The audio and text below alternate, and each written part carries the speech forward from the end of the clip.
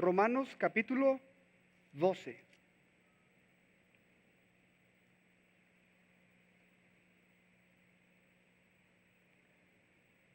Muy bien, vamos a leerlo.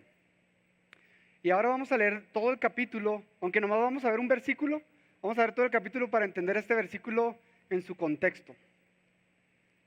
Dice: así que, hermanos, os ruego por las misericordias de Dios, que presentéis vuestros cuerpos en sacrificio vivo, santo, agradable a Dios, que es vuestro culto racional. No os conforméis a este siglo, sino transformaos por medio de la renovación de vuestro entendimiento, para que comprobéis cuál sea la buena voluntad de Dios, agradable y perfecta. Digo, pues, por la gracia que me es dada a cada cual que está entre vosotros, que no tenga más alto concepto de sí que el que se deba tener, sino que piense de sí con cordura, conforme a la medida de fe que Dios repartió a cada uno. Porque de la manera que en un cuerpo tenemos muchos miembros, pero no todos los miembros tienen la misma función, así nosotros, siendo muchos, somos un cuerpo en Cristo y todos miembros los unos de los otros. De manera que, teniendo diferentes dones, según la gracia que nos es dada, si el de profecía, úsese conforme a la medida de la fe, o si de servicio, en servir, el que enseña, en la enseñanza, el que exhorta, en la exhortación, el que reparte, con liberalidad, el que preside, con solicitud, el que hace misericordia, con alegría. El amor sea sin fingimiento, aborreced lo malo, seguid lo bueno, amaos los unos a los otros con amor fraternal, en cuanto a honra, prefiriéndose los unos a los otros, en lo que requiere diligencia, no perezosos, fervientes en espíritu, sirviendo al Señor, gozosos en la esperanza, sufridos en la tribulación, constantes en la oración, compartiendo para las necesidades de los santos, practicando la hospitalidad. Bendecid a los que os persiguen, bendecid y no maldiguéis, gozaos con los que se gozan, llorad con los que se lloran, unánimes entre vosotros, no altivos, sino asociándonos con los humildes. ¿No seas sabio en vuestra propia opinión? No pagáis a nadie el mal por mal, procurad lo bueno delante de todos los hombres. Si es posible, en cuanto dependa de vosotros, estad en paz con todos los hombres. No os venguéis vosotros mismos, amados míos, sino dejad lugar a la ira de Dios. Porque escrito está: mía es la venganza, yo pagaré, dice el Señor. Así que si tu enemigo tuviere hambre, dale de comer. Si tuviere sed, dale de beber. Pues haciendo esto, ascuas de fuego amontonarás sobre su cabeza.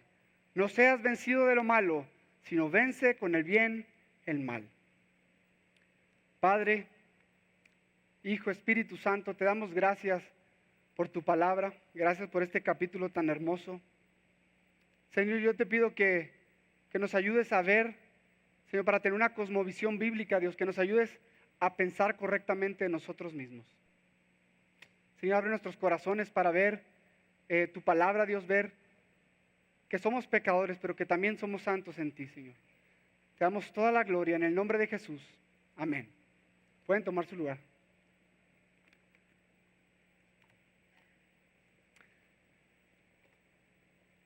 Se cuenta la historia que el señor Ramón, ya retirado, se sentaba ahí todos los días en la mañana con su cafecito a ver en la ventana, y cada día veía cómo los vecinos tendían la ropa.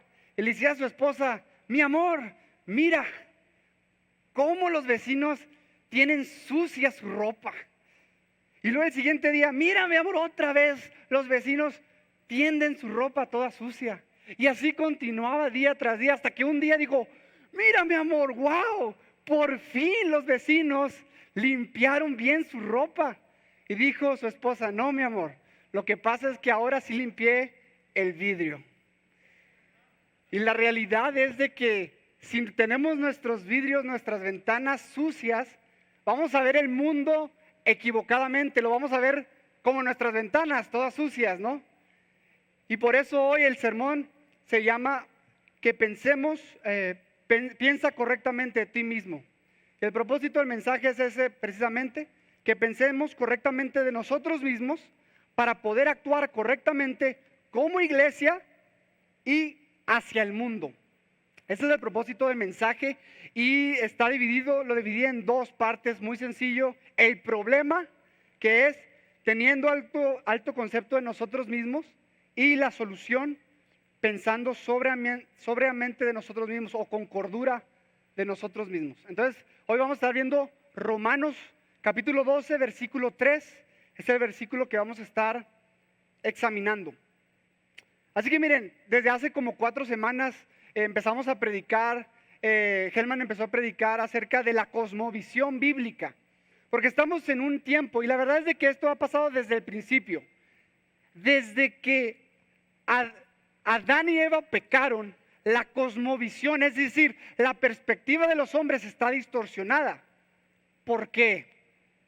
Porque Dios le dijo al hombre que podía comer de todos los árboles, menos del árbol del conocimiento del bien y del mal. Pero el hombre, desde el pecado fue que dijo, no, Dios, yo no voy a pensar como tú piensas del mundo, yo voy a pensar como yo quiero pensar.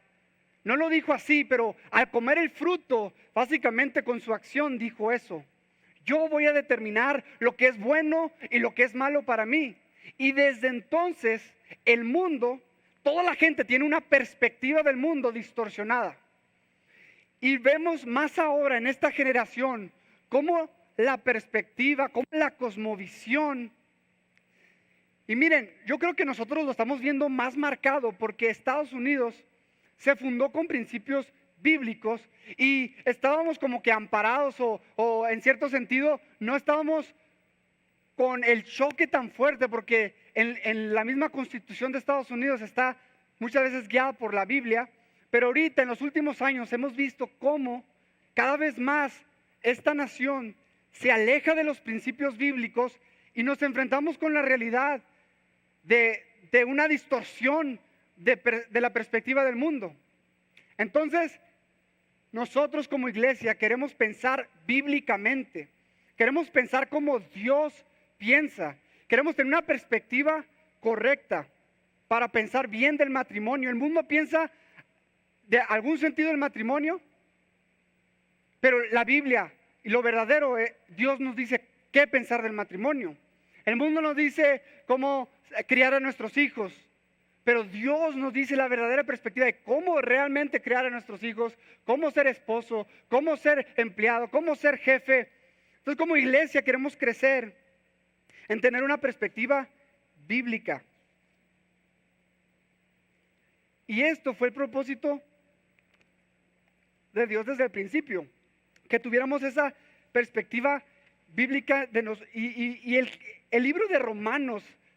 Si no has leído el libro de Romanos, yo te recomiendo que lo leas, lo estudies y aún como los reformadores te hagas el propósito de memorizarlo, si no todo, algunos capítulos de la Biblia, porque es un libro hermoso. Algunos dijeron esto, que si todas las cartas, si todos los libros de la Biblia te quedaras sin ninguno de ellos, pero te quedaras con el libro de Romanos, estos 16 capítulos, te quedabas con la esencia del Evangelio.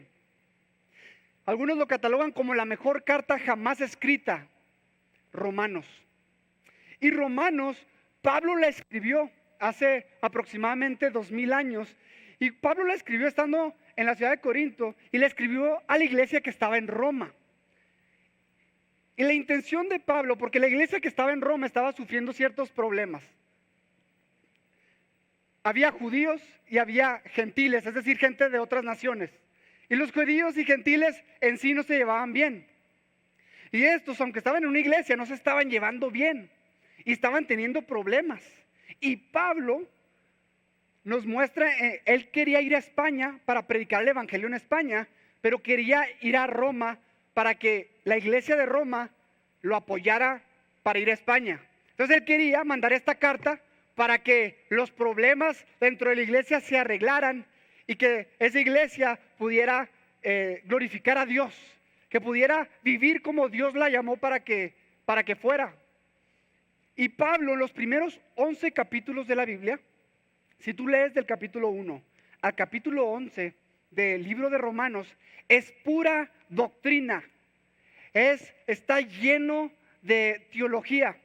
Los primeros 2, 3 capítulos habla acerca de lo horrible que es nuestro pecado. habla, dice cosas como no hay bueno ni siquiera uno, todos se han desviado, y habla de lo horrible que ha sido el pecado en el hombre. Y luego después, en el capítulo 3, Pablo empieza a decir, pero ¿saben qué? Dios mandó a su Hijo para que fuera propiciación por nosotros. Y me encanta porque ya después de eso, Pablo nos dice cómo Dios, aunque el hombre, fíjense, el hombre, Dios lo creó para que le glorificara, para que se amara unos a otros, para que se sirvieran unos a otros. El hombre pecó, y como pecó, en vez de glorificar a Dios, tenían esa perspectiva, esa cosmovisión distorsionada. Desde entonces ha habido violencia, asesinato, todo tipo de pecado.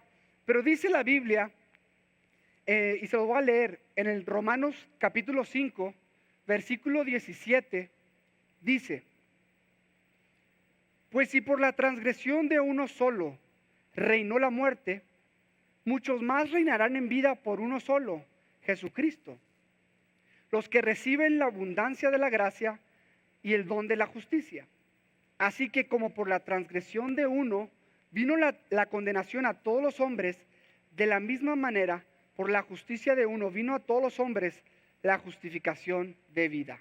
Lo que aquí quiere decir que la humanidad estaba llena de pecado, estaba sucia, estaba no reflejando a Dios, pero Cristo vino para crear una nueva humanidad. Es decir, Jesucristo vino para morir por nuestros pecados, para ser un ejemplo para nosotros, para darnos de su espíritu, para que pudiéramos nacer de nuevo y ser una nueva humanidad.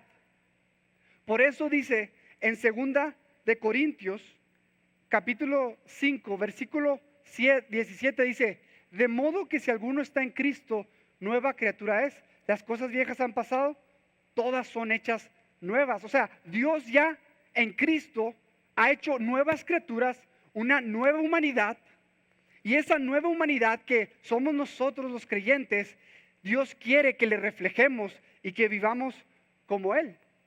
Entonces, Romanos del 1 al 11 nos explica todo eso. Nuestro pecado, lo que Jesús hizo, cómo le debemos de recibir por medio de la fe. Y luego, en el capítulo 12, que lo empezamos a estudiar hace aproximadamente un mes, nos dice: os ruego. Ya les expliqué todo eso. Pablo les dice: ya les expliqué que Jesús murió por ustedes, que Él muestra su amor para con nosotros, en que siendo un pecador Cristo murió por nosotros. Y dice: ahora les ruego, por las misericordias de Dios, que presenten sus cuerpos en sacrificio vivo, santo, agradable a Dios, que es vuestro culto racional. O sea, Pablo está diciendo: ahora que ya les dije todo lo que Dios hizo, ahora ustedes deben de responder así. ¿Cómo? Y lo vimos hace 2 semanas. Dice: transformándonos por medio de la renovación de vuestro entendimiento. Se no os conforméis a este siglo, o sea, no nos adaptemos a este mundo. Porque, hermanos, todos los días estamos viviendo, escuchamos las noticias, vemos la tele, estamos con gente que no cree en la palabra de Dios. ¿Tú crees que no nos afecta? Claro que nos afecta. Pero Dios nos dice a través de Pablo: no se conformen a este mundo, sino sean transformados por medio de la renovación de vuestro entendimiento. Y eso lo vimos hace 2 semanas. Y la semana pasada vimos y profundizamos en ese tema, cómo debemos de buscar siempre a Dios para cumplir su voluntad, ¿no? Vimos Proverbios 3, donde dice que nadie confíe en su propia prudencia, sino que encomienda al Señor todos sus caminos, que pongamos nuestra confianza en el Señor. Entonces esto ya está claro. Tenemos que transformarnos por medio de la renovación de vuestro entendimiento. ¿Para qué? Fíjate, Pablo, en ese capítulo, él nos va a decir, yo le llamo una ametralladora de cómo ser cristiano, porque del versículo 9 al 21 nos dice, cómo un cristiano debe de ser. O sea, Pablo está a punto de escribir cómo debemos de vivir como nueva humanidad, cómo debemos de vivir como nacidos de nuevo, cómo debemos de comportarnos hacia el mundo. De hecho, lo dice en el versículo 9, si me acompañan. dice, el amor sea sin fingimiento, aborreced lo malo, seguid lo bueno. Amaos los unos a los otros con amor fraternal, en cuanto a honra, prefiriéndose los unos a los otros. Y luego nos dice, en lo que requiere diligencia, no perezosos, fervientes en espíritu, sirviendo al Señor, gozosos en la esperanza, sufridos en la tribulación, constantes en la oración, compartiendo para las necesidades de los santos, practicando la hospitalidad. Y Pablo se va versículo tras versículo diciendo, no paguéis a nadie mal por mal, procurad lo bueno. Y se va diciendo cómo debemos de vivir. Pablo nos dice los primeros 11 capítulos, esto es lo que Dios hizo por ti. Romanos 12, del 1 al 2 nos dice, ahora nos dice, transformados por medio de la renovación de vuestro entendimiento, para que vivan así. Y el versículo que hoy vamos a ver es la clave para vivir como Dios quiere que vivamos, como esa nueva humanidad. El versículo de hoy es sumamente importante porque si no lo entendemos es como vamos a tener nuestra ventana sucia y vamos a ver incorrectamente y por lo tanto vamos a actuar incorrectamente. Es por eso que el versículo de hoy tenemos que prestar mucha atención y no lo digo yo porque se me ocurrió decir esto, Pablo lo dijo y de hecho empieza el versículo así, míralo cómo empieza, digo pues, por la gracia que me es dada, a cada cual que está entre vosotros. Así empieza el versículo. Pero ¿por qué Pablo empieza con, digo pues, a ver, pausa aquí, por la gracia que me es dada? ¿A qué se refiere eso? Si tú vas a Romanos 1,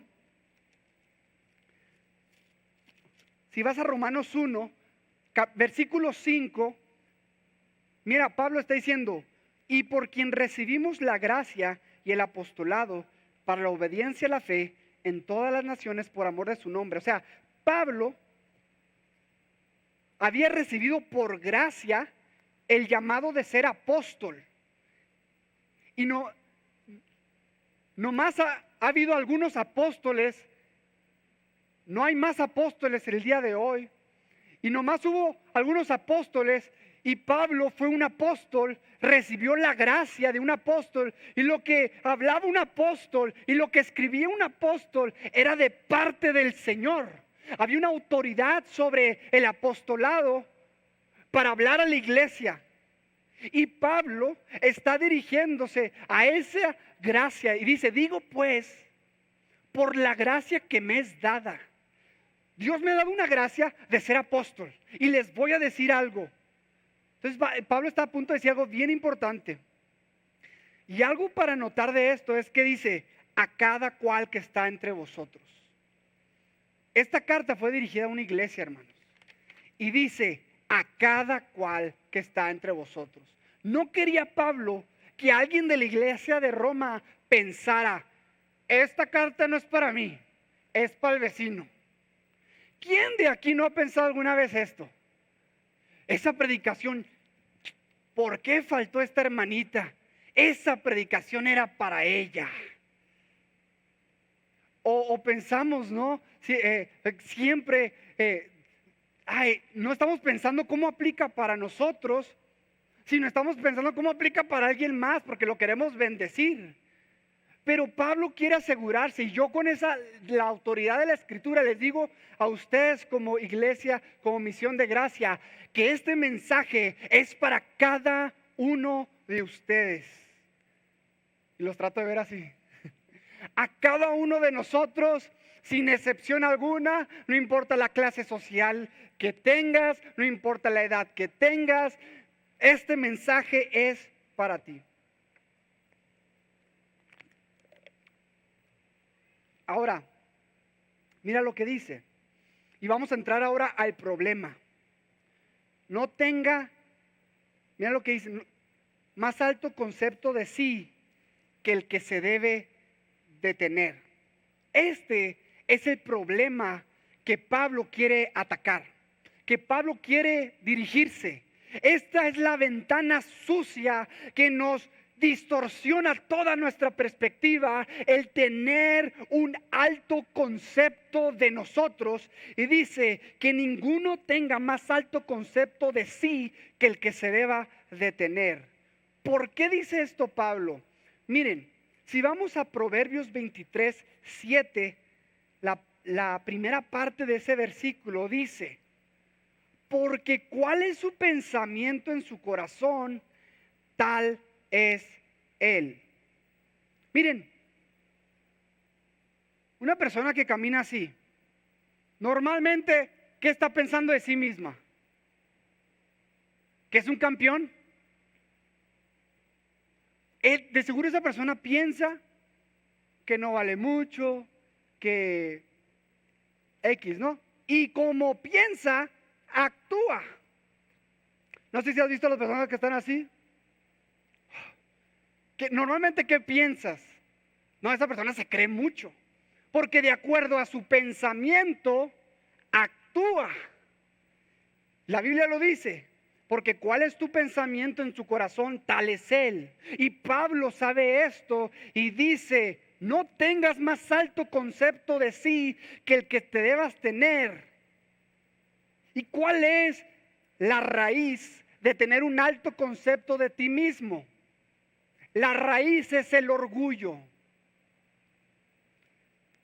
Si podríamos decir, ¿cuál es el ser más orgulloso que ha existido en el universo? Satanás.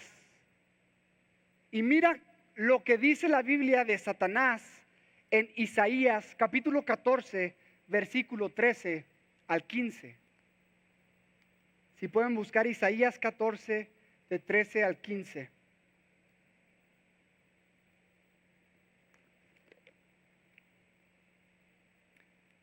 Y dice así, tú que decías en tu corazón, eso está hablando acerca de Satanás, porque Satanás, no sé si sabían algunos, pero era un arcángel, era un ser que estaba en la corte celestial. Y este ángel o arcángel, fíjate lo que dijo, subiré al cielo en lo alto, junto a las estrellas de Dios, levantaré mi trono y en el monte del testimonio me sentaré a los lados del norte. Sobre las alturas de las nubes subiré y seré semejante al Altísimo. ¿Cuál fue el pecado? Que este es el primer pecado no registrado. Satanás, teniendo su posición que Dios le había dado, este ser le entró orgullo y dijo, yo me voy a sentar donde Dios está sentado. Yo no quiero que Dios esté en el trono, yo quiero estar en el trono. Y eso es la raíz de todo pecado, el orgullo, el querer estar en la posición de Dios. Y Satanás no fue el único. Como les mencioné ahorita, Adán y Eva, los primeros seres humanos, Dios le dijo, puedes comer de todos los árboles, pero de este árbol no puedes comer, del árbol del conocimiento y del bien y el mal, porque yo, Dios, y esto lo estoy yo diciendo, esto no lo dice la Biblia, pero interpretando, diciendo, Dios, yo sé todo lo que es bueno y malo para ti, yo voy a dictaminar lo que es bueno y malo para ti, tú nomás sígueme, tú nomás obedéceme, tú nomás ten una comunión conmigo y yo te voy a decir lo que es bueno y malo para ti, no quieras tú decidir lo que es bueno y malo para ti. ¿Y qué hizo Adán y Eva? No, Dios, no, tú no vas a decir lo que es bueno y malo para mí. Yo voy a decidir lo que es bueno y malo para mí. Yo quiero ser mi propio Dios. Y eso es absurdo. Imagínate que todos sabemos que el sol está en el centro, ¿no? Y todos los planetas giran alrededor del sol. Pero imagínate lo ridículo que sería que la Tierra se pusiera en huelga hoy. Y dijera a la Tierra, no sol, ahora yo quiero que todos giren alrededor de mí. ¿Qué pasaría? Destrucción total. Porque si no saben, según los científicos, si nos acercamos un poquito más al sol, nos quemamos y nos alejamos, nos congelamos. Está perfectamente diseñado para que giremos alrededor del sol, para nuestro beneficio, para nuestra felicidad. Pero si nosotros queremos que el sol gire alrededor de nosotros, nos vamos a destruir. Y por eso el mundo está como está, porque ha dicho, no, Dios, yo no giro alrededor de ti, tú vas a girar alrededor de mí. Y esa es la esencia del pecado, que todos nosotros estamos manchados con eso. No nos podemos escapar de eso. Por eso Pablo dice, a cada uno de nosotros que no tenga más alto concepto de sí que el que se deba tener, sino que pensemos con nosotros con cordura. Pablo, describiendo la condición del hombre en Romanos 1, versículo 5, mira lo que dice: ya que cambiaron la verdad de Dios por la mentira. Eso es lo que ha hecho el hombre. Cambió la verdad de Dios, lo que dice en su palabra, lo que Él nos ha dicho, que cómo es Él, cómo es el mundo, cómo nos debemos de tratar, lo hemos cambiado por la mentira, honrando y dando culto a las criaturas antes que al Creador. Vamos a entrar entonces a algunas manifestaciones de orgullo. Y estaba leyendo un artículo en Coalición por el Evangelio que me encantó. Y hablaba de manifestaciones de orgullo. Y les quiero leer algunas que leí.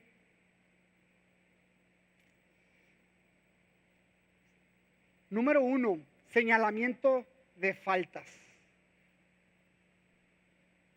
El orgullo me ciega a mis fallas, pero las fallas de los demás las veo pronto. Y yo reconozco que muchas veces en mi matrimonio yo estoy viendo en qué falla mi esposa, pero ella me dice muy sabiamente: ¿y no te ves a ti? Y eso es orgullo. Y el orgullo fácilmente: hey tú, mira lo que hizo.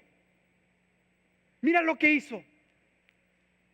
Siempre estamos señalando, y a mí me pasa y se los confieso. Yo ya estaba hablando con mi esposa que el más confrontado en esta predicación es uno mismo.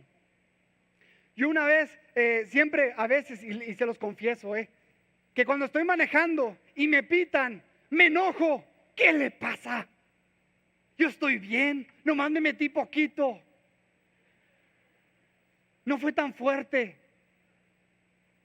Pero cuando se me meten, yo les pito y me enojo y digo: ¿qué les pasa a esto? No saben manejar. ¿Sí o no nos pasa eso, hermanos? Y eso es orgullo. Eso es orgullo. Porque somos fáciles para apuntar, pero son pecadotes los de los demás, pero los míos son pecaditos. Mira lo que dice Jonathan Edwards. La persona espiritualmente orgullosa lo muestra hallando culpa en otros santos. El cristiano eminentemente humilde tiene mucho que hacer en su propia casa y ve tanta maldad en sí mismo que no puede estar muy ocupado con otros corazones. Hermanos, cuando vemos nuestra condición de pecado, estamos tan... ¿De qué queremos hacer arreglando la casa del vecino si nuestra casa está toda mal? Y cuando vemos quién realmente somos, pecadores, que necesitamos de un Dios de misericordia, pues no vamos a estar señalando. Pero esto es una señal del orgullo. Otra señal es un espíritu severo. Aquellos que están enfermos de orgullo en sus corazones hablan de los pecados de otros con desprecio, irritación, frustración o juicio. Hasta se hacen bromas, ¿no?, sobre la locura de su esposo o esposa. Hablan: híjole, qué orgullosa es esa persona. Y desgraciadamente a veces hay hasta la oración santa, ¿no?, donde déjame una cadena de oración, porque la hermanita se le está subiendo, ¿no? Y empiezan ahí las hermanas o los hermanos también a espiritualizar la cosa, pero señalar el pecado de alguien más. Y lo hace con un desprecio, no por amor, no lo hablan por amor, sino en juicio. Y yo confieso que he sido muchas veces culpable de eso. Otro síntoma del orgullo es la superficialidad. Es decir, nosotros sabemos cuáles son los pecados visibles, ¿no? Oye, yo no me voy a venir todo enojado con mi esposa el domingo porque la gente va a ver y va a saber que no soy un santo. Entonces, ahí sí, sobre todo el domingo en la mañana trato de no hacerle enojar para que todos me vean lo bonito que es nuestro matrimonio. y nuestra motivación es de que la demás gente vea lo bonito que es nuestro matrimonio. Pero otros pecados que no son tan visibles, hacemos la paz con ellos. Como la ira. Como hablamos áspero con nuestros hermanos, o aún con nuestro esposo, esposa o nuestros hijos. Con los hermanos de la iglesia, hermano bendecido. Pero llegas a la casa, oye, ¿por qué no me hiciste esto? ¿Por qué no hiciste esto? ¿Y por qué no otro? Y se habla con aspereza. Y tratamos el pecado con superficialidad. Eso es otro síntoma del orgullo. Otro síntoma del orgullo es una actitud a la defensiva. Alguien puede venir y te da un consejo, una corrección. ¡Ey! No, pero miren, yo lo hablo confesando, ¿no? Cuando mi esposa ora y me dice cosas en amor, que estoy mal, yo confieso que muchas veces mi primera reacción es, yo ya tengo en mi cerebro un ataque, un contraataque. Pero tú esto y el otro. ¿Sí o no? Y eso es orgullo, porque en vez de recibir la corrección, de amar la corrección, porque dice la Biblia que debemos de no nomás recibir la corrección, sino amarla. ¿Qué más tienes que decirme para crecer? Aún cuando lo dicen con mala motivación, dales gracias a Dios que te están diciendo algo para crecer, porque nosotros debemos anhelar crecer. Y aún cuando las motivaciones de la persona que te lo está diciendo no son perfectas, porque nunca lo van a hacer, tú debes de tener esa actitud de humildad. Dime más, pero el orgullo nos hace tener una actitud a la defensiva. Otro síntoma del orgullo es una desesperación por atención. Queremos ser vistos. Queremos que la gente nos aplauda. Queremos la aprobación de la gente. Hacemos cosas para que la gente nos vea y que diga, mira, lo hiciste muy bien. ¿Cuántas veces mi lucha antes de venir aquí a predicar? Muchas veces la lucha más grande no es la preparación del sermón, sino la de mi corazón, porque a veces estoy aquí queriendo más la aprobación de ustedes que la de Dios. Y así podemos actuar nosotros, queriendo la aprobación de la gente más que la de Dios. Y cuando actuamos así, no estamos glorificando a Dios. Porque debemos buscar la alabanza, la cual no viene de los hombres, sino la de Dios. Como dice en Romanos 2, el último versículo. El descuido de otros es la última manifestación de orgullo que tengo aquí. El orgullo prefiere a algunas personas por encima de otros. Honra a los que el mundo considera dignos de honor, dándole más peso a sus palabras, sus deseos y sus necesidades. Hay una emoción que corre a través de mí cuando las personas con poder me reconocen. Consciente o inconscientemente pasamos por encima al débil, al que no nos conviene, y consideramos poco atractivo porque no nos parece ofrecernos mucho. ¿Quién de aquí no ha sido culpable? ¿Quién de aquí llegó una vez con sus amigos? Me saludó el que pide dinero en la esquina. No, me saludó el del América. Me saludó la celebridad esta, ¿no? Paul McCartney, fui a su concierto y hasta me dio la mano y tenemos una foto juntos. Y estás esperando que la otra gente diga, wow, conociste a Paul McCartney. No, ya eres más especial. O hasta nos enorgullecemos de nuestro apellido. No, mi apellido es, yo no sé, no conozco a ninguno aquí, Sotomayor. Si alguien aquí no lo conozco. Mi apellido es Sotomayor y mi bisabuelo fue general del ejército francés y derrotamos todo, quién sabe qué. Y su orgullo está en su apellido, o en la gente que conocemos, o en la gente que tenemos contactos, aún en el mundo cristiano. Yo muchas veces en las pláticas les he presumido a mis amigos, yo conozco a tal predicador. Sí. ¿Lo conoces de mano? No, lo escuché en una predicación en vivo, pero lo conozco. Y eso es orgullo. ¿Qué importa que conozcas a todo el mundo? Lo importante es conocer a Cristo. En el día del juicio Dios no va a decir, ay, ¿a cuántas personas conociste famosas? No, te voy a dar recompensa por eso. Eso es hojarasca, no vale nada. Es orgullo. Y reconozco que yo soy culpable de ello. Y me imagino que muchos aquí, si no es que todos también. Este alto concepto de nosotros normalmente se ve reflejado cuando las cosas no van como conviene, como queremos que sucedan. Por ejemplo, tu identidad, tu importancia está tal vez en tu trabajo. Tu importancia está en tu trabajo y dices, yo soy el mejor en esta empresa. Y si no fuera por mí, esta empresa se iría para abajo. Y cada mañana lo que te motiva es tu identidad, tu posición en ese trabajo. Y un día te llaman a la oficina y te dicen, ¿sabes qué? ¿Sabes qué, Alberto? Ya no te necesitamos más. ¡Oh! ¿Qué se cae? Todo tu mundo. Y ahí empiezan a salir ese alto concepto. ¿Pero qué les pasa? ¿Por qué no valoran mi trabajo? ¿No saben que yo soy indispensable para esta empresa? De hecho, el mundo tiene unas fórmulas raras de considerar qué es importante.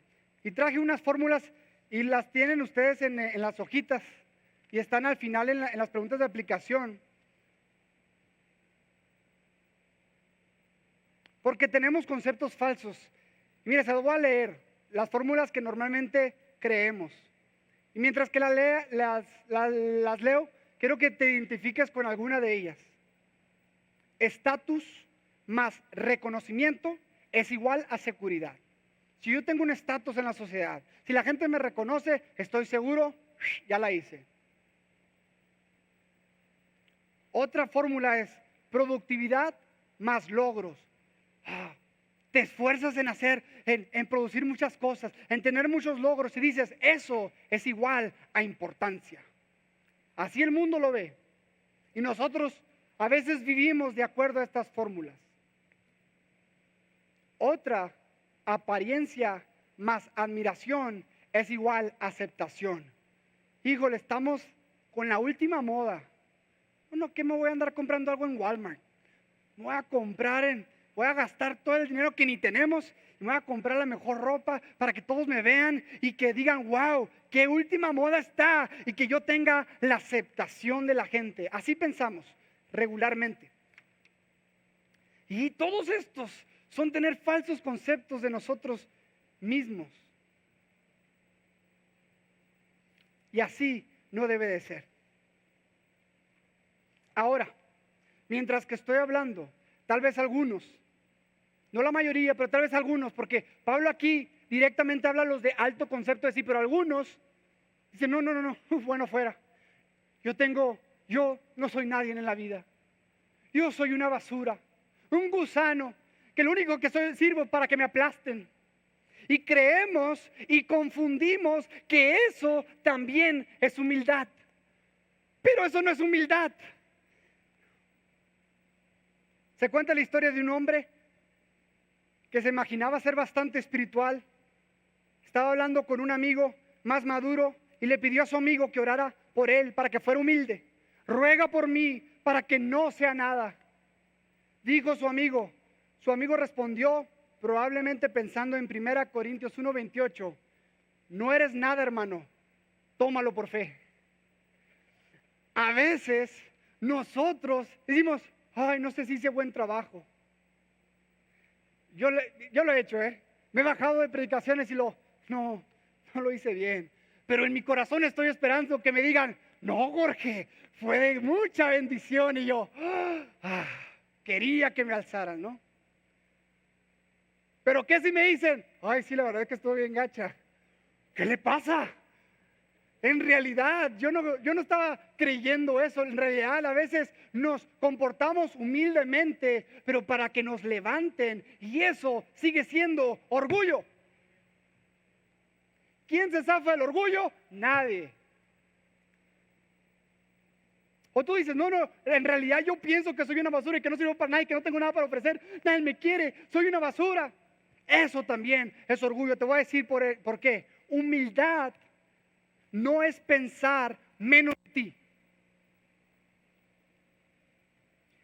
sino pensar como Dios piensa de ti. El pensar menos de ti es una manifestación de orgullo, ya que no estás creyendo lo que Dios dice que eres en Cristo. Y en su lugar escoges creer lo que tú mismo piensas u otros piensan de ti, lo que hizo Adán y Eva. No, Dios, tú no me vas a decir lo que soy, lo que debo de hacer. Yo digo lo que soy. Y aunque sea alto concepto o bajo concepto, las dos están mal. Te voy a decir un ejemplo.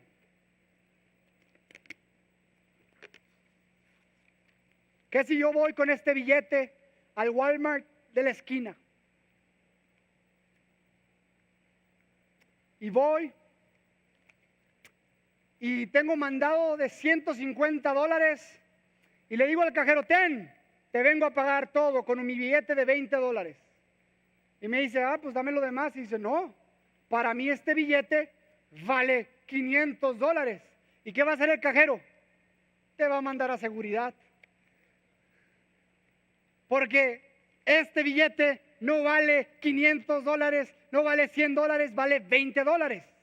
Pero que si tú debes nomás $5, le pagas este billete y no te da cambio. Y le dices, ¿por qué no me das cambio? Es que para mí este billete vale $1.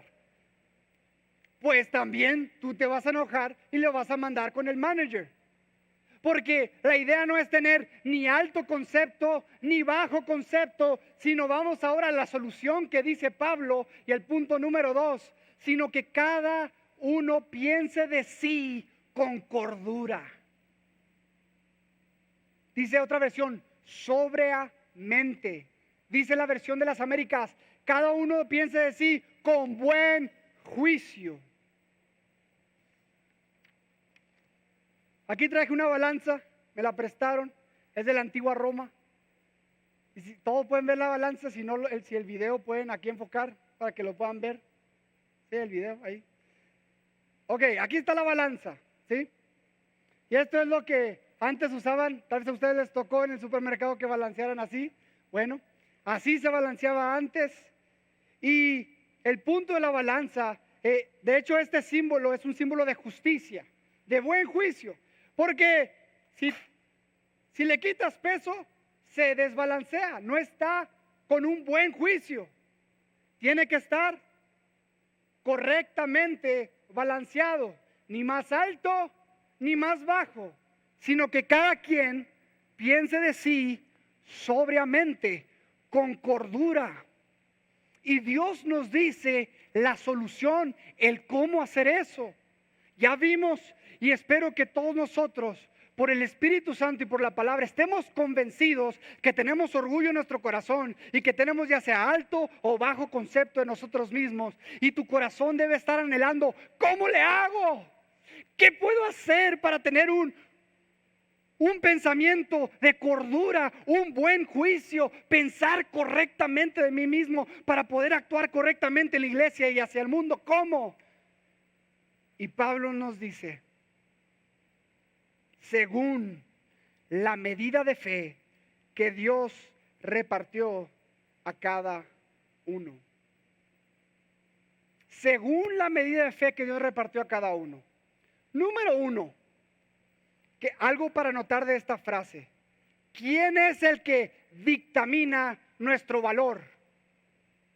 ¿Nosotros? No. ¿La sociedad? No. ¿Según quién? Dios. Y Dios es soberano.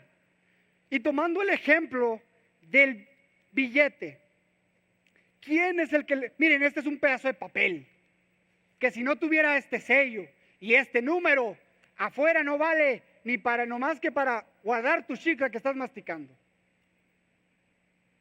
Pero vale $20 y puedes comprar muchos chicles con esto. ¿Sabes por qué? Porque tiene la imagen de Thomas Jefferson, de Jackson, tiene la imagen de Jackson, y porque tiene esta imagen, el gobierno le ha dicho, este papel vale $20 y vale $20. Y con eso puedes comprar muchas cosas, bueno, algunas. Y en nuestras vidas, Dios nos ha hecho ¿a qué imagen? A su imagen. Y la imagen de Dios está en nosotros. Y Él es el que dictamina el valor. No nosotros, no el mundo. ¿Y dónde nos ha hablado Dios? ¿Quiénes somos? En la Biblia. Y por eso estamos viendo esto, la cosmovisión bíblica. Por eso estamos tan interesados de que la Biblia, lo que la Biblia tiene para decirnos. Porque es ahí donde sabremos qué es lo que somos. Y me gustaría profundizar en esto, porque creo que a veces en la mente de algunos de nosotros hay un desbalance también. Y no hay un pensamiento con cordura, no hay un buen juicio. Y les voy a dar un ejemplo. Hay dos extremos en el cristianismo. De hecho, yo conozco a algunos que me han dicho que una vez que te conviertes a Cristo, ya no tienes pecado. Ya no tienes pecado. De hecho, conocí a un chico que me dijo, no, yo ya no pido perdón por mis pecados, porque yo ya no tengo pecado. Y le digo, ¿y cuando la riegas con tu esposa? No. La Biblia dice que Dios ya me perdonó de todos mis pecados. Y ya es un santo. Pregúntale a la esposa.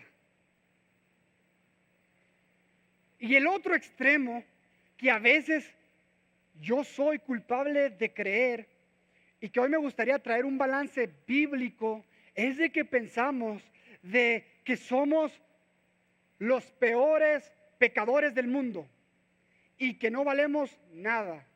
Y te voy a decir, la Biblia dice que somos pecadores, que no hay justo ni en uno. Es más, te lo voy a leer porque en Romanos 3 dice una descripción bonita de los humanos.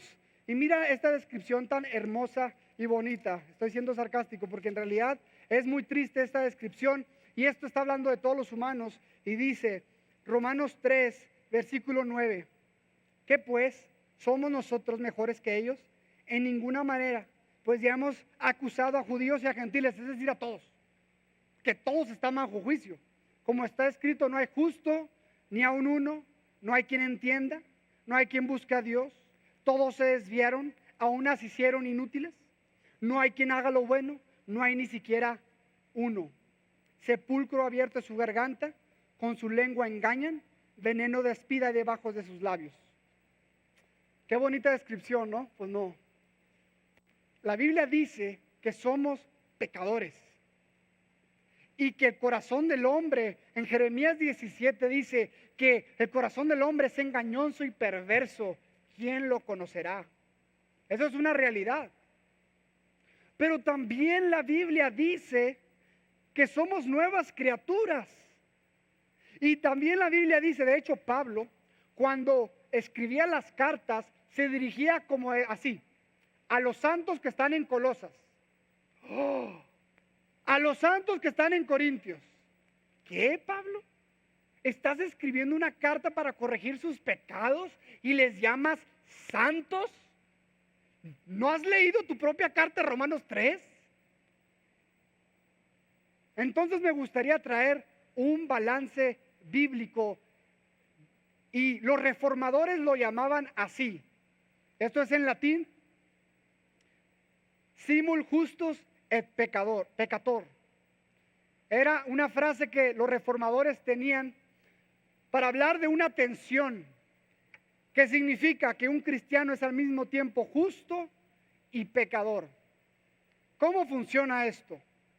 Nosotros nacimos con el corazón perverso, malvado, lleno de pecado, que nos gusta hacer y que, como hablamos ahorita, creemos que somos el centro del universo y pensamos primeramente nosotros y después primeramente nosotros y al final también primeramente nosotros, y así nacimos. Pero cuando nacemos de nuevo, dice la Biblia que Dios cambia el corazón de piedra. Ya no tienes el mismo corazón y te da un corazón de carne. Dice la Biblia que el que está en Cristo nueva criatura es. las cosas viejas pasan y ahora todas son hechas nuevas. Entonces el creyente, el cristiano, aunque ya es pecador, ha sido limpiado de su pecado y se le declara justo legalmente delante de Dios.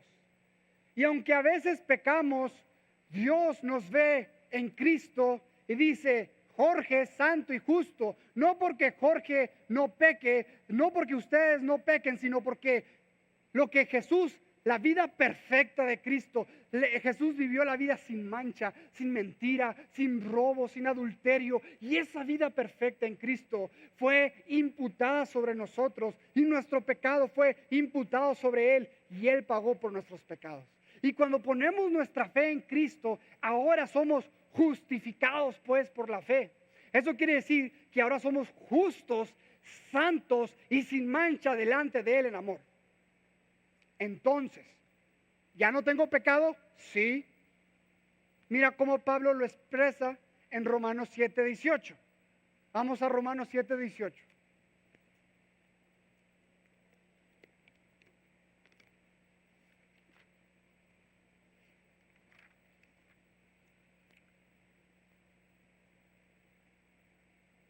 Dice Romanos 7:18: y yo sé que en mí, esto es en mi carne, no mora el bien, porque el querer el bien está en mí, pero no el hacerlo. Porque no hago el bien que quiero, sino el mal que no quiero, eso hago. Y si hago lo que no quiero, ya no lo hago yo, sino el pecado que mora en mí. Hay pecado en nuestros corazones. Y todavía hay una batalla en nuestras almas, como lo dice 1 Pedro 2:11, que dice: les ruego que se abstengan de las pasiones carnales que combaten contra el alma. Es decir, aunque ya hemos sido librados del pecado, aún hay pecado en nuestro ser.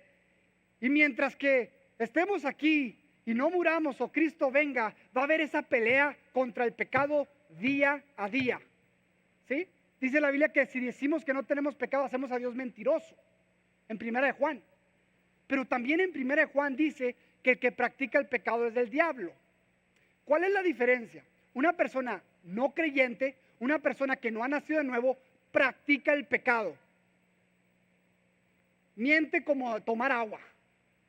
Adultera y no le preocupa. Y si a veces siente remordimiento, pero lo sigue haciendo. Sigue practicando.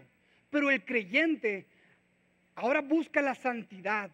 Y cuando peca, el Espíritu Santo trae convicción y se arrepiente y hay un cambio. Esa es la diferencia.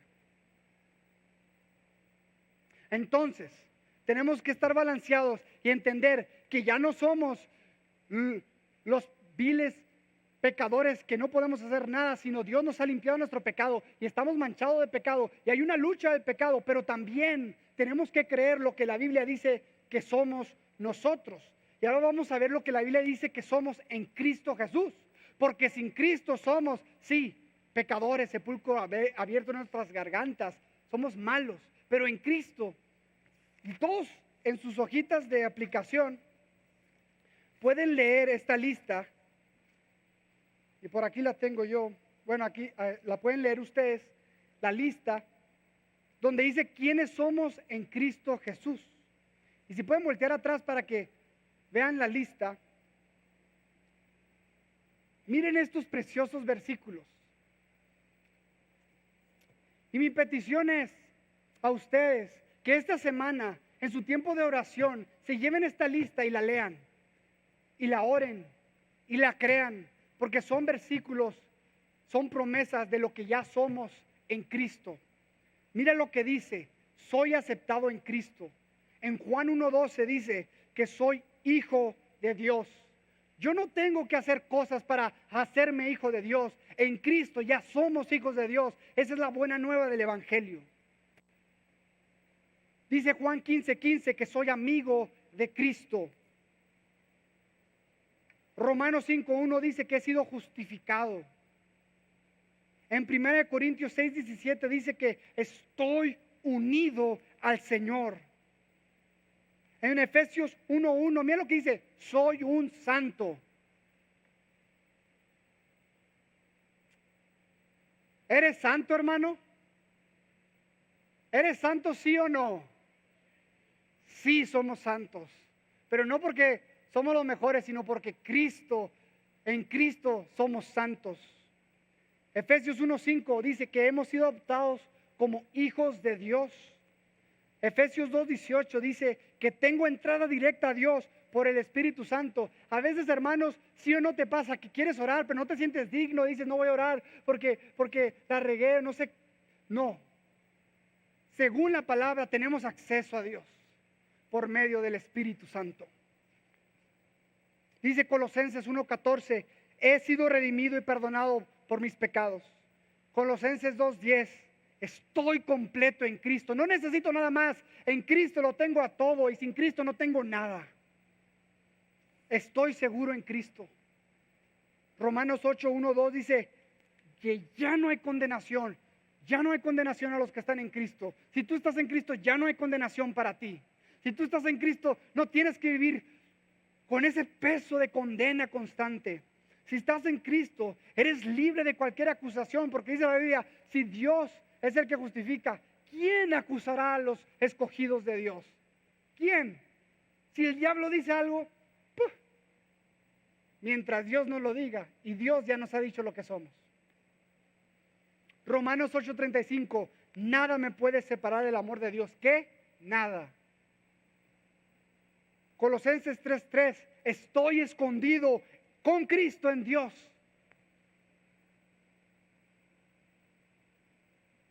Tengo valor en Cristo. Mira lo que dice Mateo 5:13, soy la sal de la tierra y la luz del mundo. En Juan 15 dice que soy un pámpano de la vid verdadera, un canal de su vida. Dice en Hechos 1:8, soy un testigo personal de Jesucristo. En Efesios 2:10, mira lo que dice, soy hechura de Dios. Hermanos, sí, tenemos pecado, pero muchas veces vivimos desbalanceados. ¿Y qué dice la Biblia? Pensemos con cordura. Creamos lo que dice la palabra que somos en Cristo Jesús, para que podamos estar firmes en esa identidad que lo que somos, libres, amados, aceptados, con una pelea contra el pecado diaria. Pero en Cristo tenemos la victoria. Otro punto dentro de esto, de cómo tenemos que evaluarnos, lo que Dios dictamina de nosotros, ya lo vimos. Pero también dice, según la medida de fe que Dios repartió a cada uno. ¿Cómo tenemos que evaluarnos a nosotros mismos? En el contexto de Romanos 12 está hablando de dones que Dios ha repartido a cada quien en la iglesia. De hecho, Pablo empieza a escribir en los siguientes versículos, el que enseña en la enseñanza, el que reparte con liberalidad, el que exhorta, el que preside con solicitud, el que hace misericordia con generosidad, el que da con generosidad.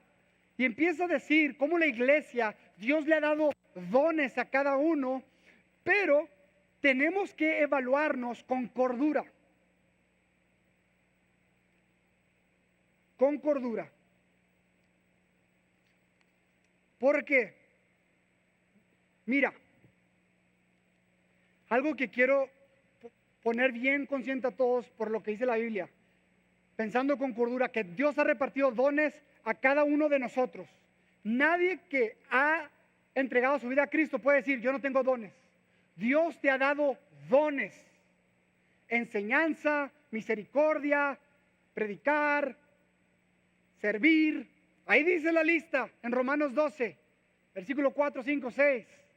Dios nos ha dado dones a cada uno de nosotros y tenemos que estar con la convicción de que Dios te ha dado dones. ¿Y sabes por qué Dios nos dio dones según diferentes medidas de fe? Porque Dios no a todos nos dio la misma medida de fe. ¿Sabes por qué? ¿Por qué, Dios? Porque a Él le diste ese don y a mí no me diste ese. Imagínate que que la mano pensara, ¡ay! ¿Por qué no soy el ojo? No. Tú quieres tu mano y tú quieres tu ojo y no están en competencia. De la misma manera, Tú no debes de estar viendo al hermano que tal vez es más visible, que tal vez hace esto y el otro, y dices, yo no tengo dones. Pues no tiene los mismos dones, pero Dios te ha dado los dones que tienes y te da una medida de fe para que los uses. Úsalos. Y te preguntarás, ¿por qué Dios no da menos medida de fe a unos y a otros más medida de fe? Para que dependamos los unos de los otros. Para que el que tal vez tiene menos fe pueda depender del que tiene más. Y el que tiene más fe pueda llevar la carga del que tiene menos fe. Y así la iglesia debe de funcionar como un cuerpo, todos teniendo la misma misión, pero diferente función. Y nuestra misión es glorificar a Dios en toda la tierra. Ahora, aquí, ¿cómo saber cuál es tu don? Una vez yo le pregunté a una misionera, ¿cómo sabes cuál es?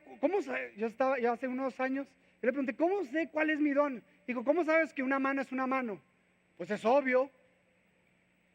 Y así de obvio es los dones que tienes. Pero, paréntesis, una vez también escuché, ¿qué es más fácil? ¿Dirigir un barco estacionado o el movimiento? Si está estacionado, por más que muevas el timón, no pasa nada. Tiene que estar en movimiento para que pueda ser dirigido. Y si tú estás sin hacer nada en la silla y crees que asistir a la iglesia es nomás venir los domingos y a veces los martes, eso no es ser sencillamente parte de la iglesia. Parte de la iglesia es involucrarte con otros hermanos, estar con ellos, servirse mutuamente. Y en ese proceso Dios te va mostrando qué dones tienes para servir unos a otros. Pero si estás sin hacer nada, jamás vas a descubrir los dones que Dios te ha dado. Y Dios quiere que los descubras para que experimentes el gozo de ser usado por Él y que la iglesia sea beneficiada con esos dones y que Dios reciba toda la gloria.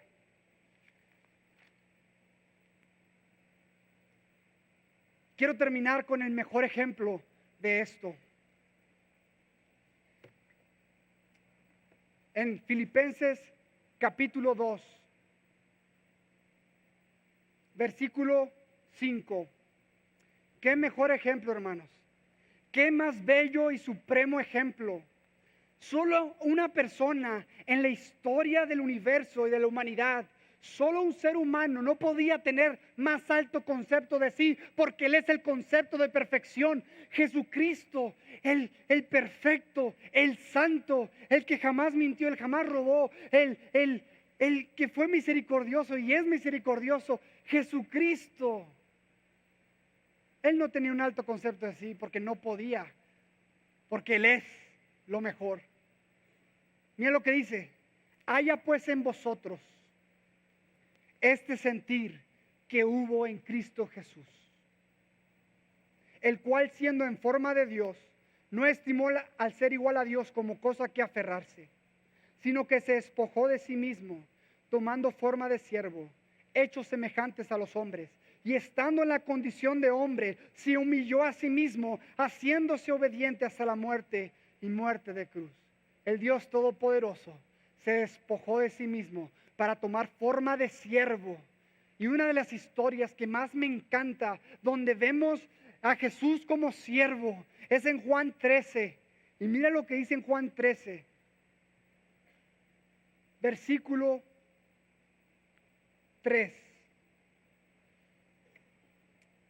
Mira, sabiendo Jesús que el Padre le había dado todas las cosas en las manos y que había salido de Dios y a Dios iba, Jesús, fíjate, dice, Él sabía que Dios le había dado todo y a dónde iba, Él tenía toda autoridad, dominio, Él, Jesucristo. Mira lo que dice el siguiente versículo: se levantó de la cena y les dijo, sírvanme a mí. Les dijo eso. Lávenme mis pies porque yo soy el dueño de todo el universo. No. Mire el más supremo ejemplo de humildad. Se levantó de la cena, se quitó su manto y tomando una toalla se la ciñó. Luego puso agua en un lebrillo y comenzó a lavar los pies de los discípulos y a enjugarlos con la toalla con que estaba ceñido. Ese acto era el acto más humilde el siervo de las casas, el esclavo con más bajo rango es el que tenía que hacer esa función. Y Jesús, siendo el supremo Dios, se despojó y tomó forma de siervo. ¿Y por qué, hermanos, Dios quiere que pienses con cordura? Para que puedas tener la misma libertad de Jesús. Porque cuando no tienes complejos de un alto concepto de sí, ni un bajo concepto de sí, puedes actuar libremente, sin complejos, para servir al prójimo, lavarle los pies, orar por él y hacer lo que sea necesario porque estás libre.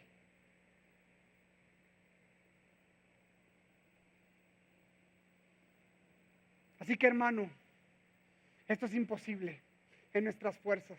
Necesitamos rogar a Dios día a día